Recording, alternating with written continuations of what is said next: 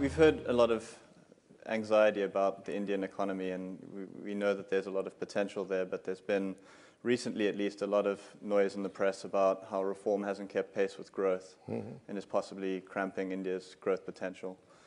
What do you think lies ahead for the future of India?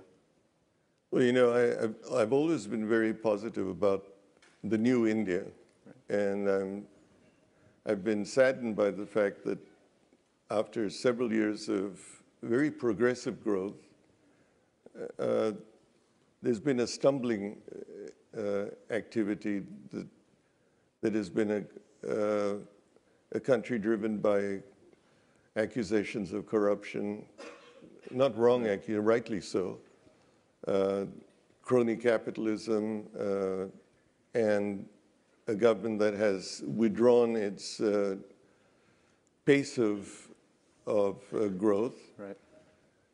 At the same time, I feel that has bottomed out, and we're on a path again to grow. But we've got to rebuild.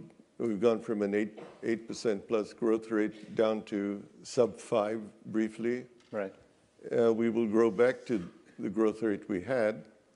We will need to control inflation, but I think India will, once again, the same spirit of the people will make it happen.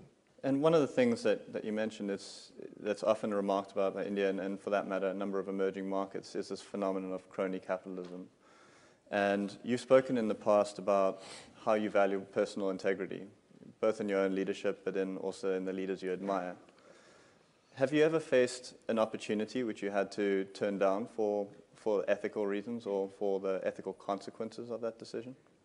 Several instances where that would be so. I think perhaps the most visible one was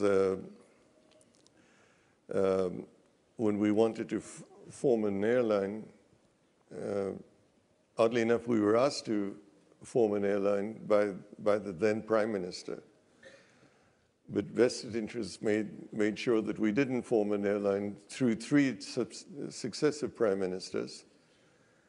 And that was the most visible of the thing, which we walked away from because we could have probably had it by succumbing to subjective issues of bribery or corruption, and we walked away from it. Right. Well, airline would have been something we really wanted to do. We pioneered aviation in the turn of the century, right. And it was emotionally something that we would have liked very much to be in again. Right. I know both you and your uncle JRD were both aviation enthusiasts. So yes, I can imagine the disappointment that you must have felt.